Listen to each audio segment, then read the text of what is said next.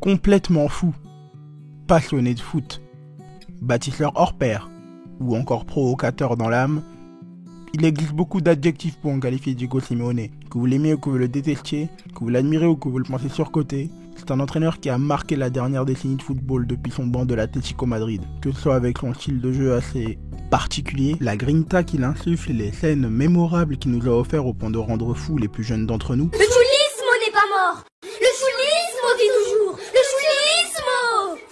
Diego Simeone. Il a bâti à lui tout seul l'Atlético qu'on connaît depuis 10 ans en transmettant sa folle personnalité à ses joueurs qui lui ont bien rendu en gagnant des titres. Beaucoup de gens se demandent d'ailleurs si un autre entraîneur serait capable de reprendre les rênes de l'Atlético, car Diego Simeone, c'est l'Atlético Madrid. Mais si des gens pensent à un nouveau coach, c'est parce qu'il y a un doute autour d'El Cholo vu de ses derniers résultats. Et si comme Gabi ou encore Fernando Torres ils sont partis après la dernière victoire des Rojiblancos en Ligue Europa, Diego Simeone quittait lui aussi le navire en offrant ce dernier trophée aux supporters. Car dans le fond, nous assistons peut-être à la mort du chulismo que nous connaissons depuis 10 ans.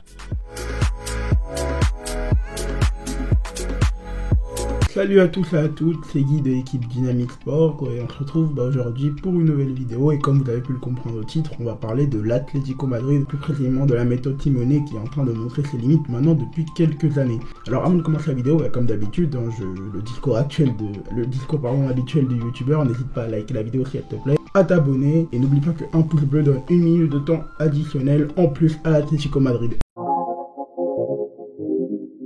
Depuis l'arrivée de Simeone en 2011, l'Atlético est un club qui a de bons résultats sur la scène nationale, mais aussi et surtout sur la scène européenne. Par contre, il faut qu'on se l'avoue, l'Atlético n'a plus le même standing depuis quelques années. Alors sur la scène nationale, ça va, car les Colchoneros arrivent toujours à se qualifier en LDC, ils arrivent même à prendre des titres et trophées nationaux par-ci par-là, mais sur la scène européenne, le constat est loin d'être positif depuis ces dernières années. Cette saison encore, l'Atlético vient de se faire éliminer de la Ligue des Champions dès le premier tour, comme en 2017, et tout ça dans un groupe composé de Porto, Bruges et du Bayer Leverkusen. Équipes qui sans leur manquer de respect ne sont pas censées inquiéter l'Atlético. Mais au final, est-ce réellement étonnant ? Pourquoi depuis leur dernière finale de Ligue des Champions en 2016, nous avons du mal à voir l'Atlético revenir à ce stade ? Pourquoi et comment l'équipe, je dirais même le style Simeone, a-t-il régressé ? Eh bien tout simplement parce que ça a changé. Le football il a changé. Et tout ça depuis 2017, mais ces changements n'ont visiblement pas été impactants. Ceux qui devaient faire passer ce cap à l'Atlético pour enfin remporter la Ligue des Champions en 2017 les a plus desservis qu'autre chose. Mais pour comprendre, il faut déjà savoir qu'est-ce qu'était le style Simeone qui a emmené l'Atlético dans les sommets du football européen. Enfin presque, ça dépendra de votre lecture.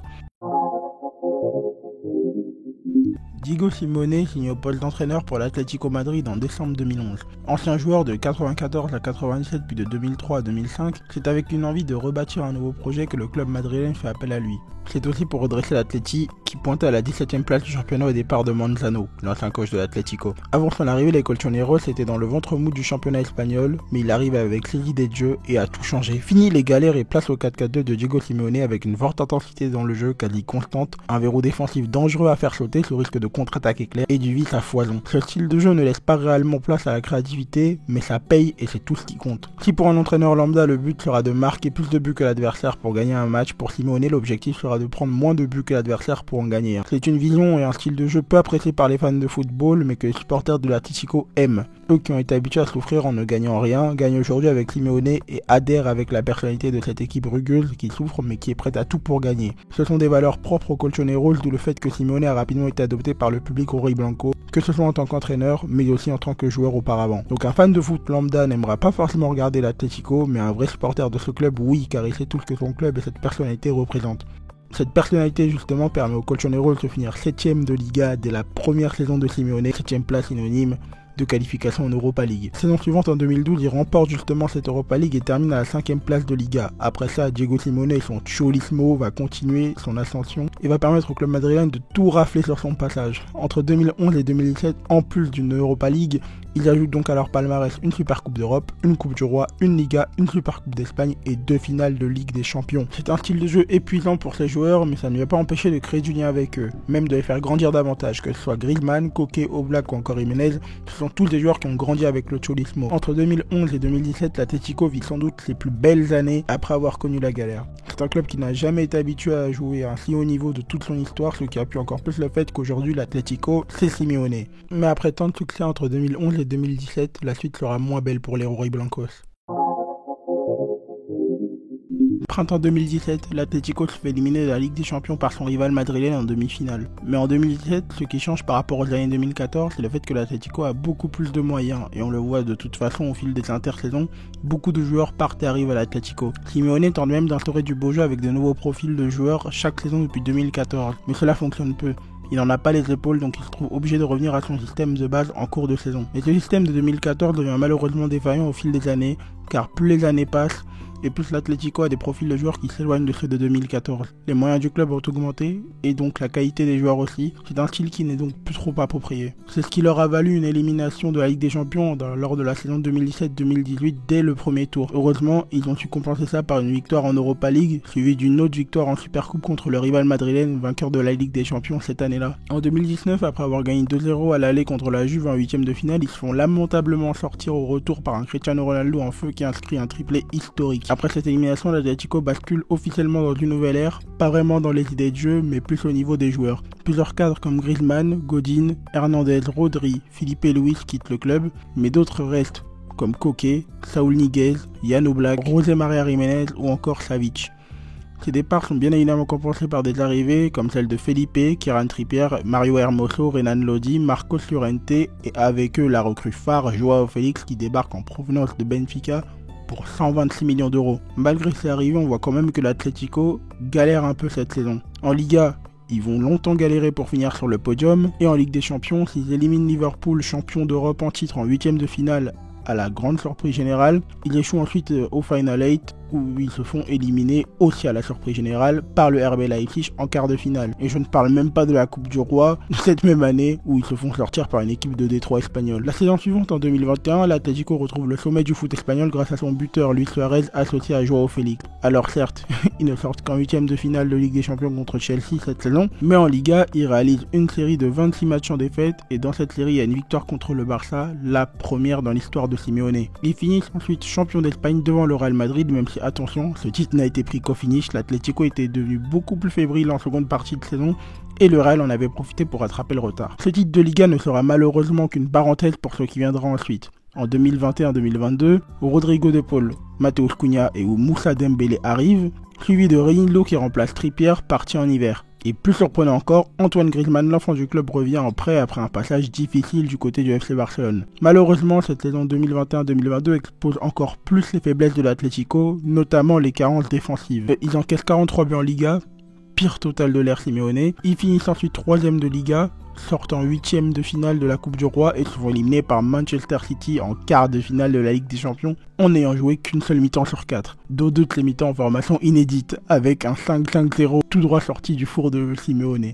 Avant d'affronter City, ils ont tout de même fait tomber le United de Ronaldo en 8ème et sont sortis d'un groupe composé de Milan, Liverpool et Porto. Preuve que cette équipe est imprévisible mais a plus tendance à décevoir qu'autre chose ces dernières saisons. Vient ensuite la saison actuelle où, comme je l'ai évoqué, ils se font éliminer de la LDC au premier tour alors qu'ils n'ont que Bruges, Porto et Leverkusen dans leur groupe. Après avoir fait cette rétrospective, on peut faire le constat que même si le Turismo est capable de faire quelques coups d'éclat, il s'épuise globalement au fil des années. En termes de résultats purs, l'Atlético est toujours au-dessus des résultats qu'elle avait avant l'arrivée de Simeone. Là n'est pas le problème. Et puis même, les résultats ne sont pas mauvais dans le fond si on voit de là où ils viennent. En Liga, ils arrivent toujours à se hisser dans le top 4, synonyme de qualification en Ligue des Champions, arrivent même à prendre quelques fois le titre. En Ligue des Champions, ils ne se font pas toujours sortir de manière ridicule si on enlève cette saison, et réalisent souvent des gros coups. Puis sur la scène européenne, en général, l'Atlético c'est 2 C3, 2 Supercoupes d'Europe et 2 finales de Ligue des Champions en 10 ans.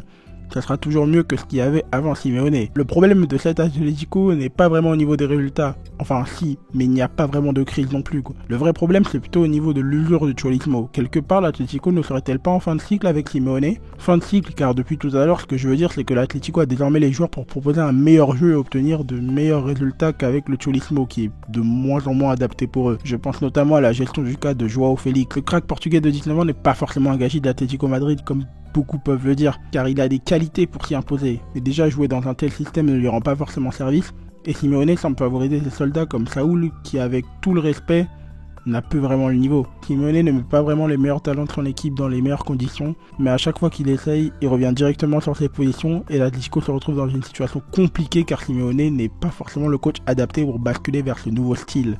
Ce n'est plus l'équipe de 2014, Et en saluant tout ce que Simeone a apporté, pas mal de gens se demandent si un départ ne serait pas finalement la meilleure chose pour assurer à bien la transition de ce club.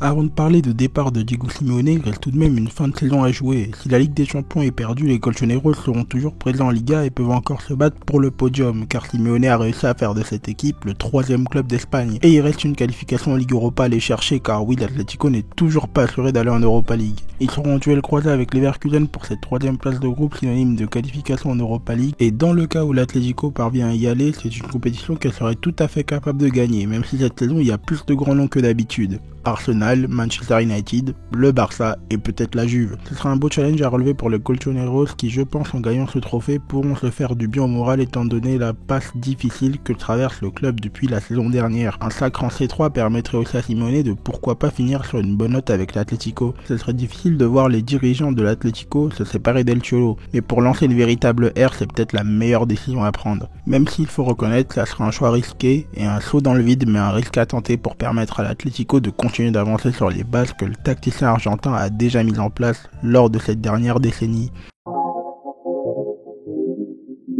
Une belle histoire pourrait toucher à sa fin avec Simeone. C'est un entraîneur qui a marqué le foot moderne et je pense sincèrement qu'on parlera encore de ce qu'il a fait à l'Atlético dans les prochaines années. S'il part, en tout cas, il aura réussi à amener puis laisser ce club dans le haut panier du football espagnol et européen. Attention tout de même à la suite, car un saut dans le vide peut être très bien pour l'Atlético, mais il peut aussi avoir une part de doute. Changer un entraîneur aussi emblématique dans les grands clubs peut avoir de lourdes conséquences. On l'a vu notamment avec Sir Alex Ferguson à Manchester United. Voilà tout ce que j'avais à dire sur le cas Simeone. J'ai pas vraiment trop souhaité parler de la direction qui est vraiment peu glorieuse, mais je maîtrise pas tout totalement sur ce club-là, donc j'ai préféré ne pas en parler pour pas trop dire de bêtises, quoi, c'est évident. Et j'ai pas trop souhaité rentrer dans les détails non plus pour le cas Joao Félix. C'est un joueur dont à mon avis on reparlera peut-être plus tard et on sait qu'en ce moment il veut quitter l'Atlético, donc voilà, j'ai pas non plus trop voulu détailler. Mais voilà, j'espère que la vidéo en tout cas vous aura plu. N'hésitez pas à liker, à vous abonner, à partager et aussi à nous suivre sur nos différents réseaux sociaux, car on a encore une toute petite chaîne, donc merci à vous. Franchement, j'espère que la vidéo vous plaît et comme d'habitude, je ne sais toujours pas comment finir ces vidéos, donc je vous dis juste à la prochaine et prenez soin de vous.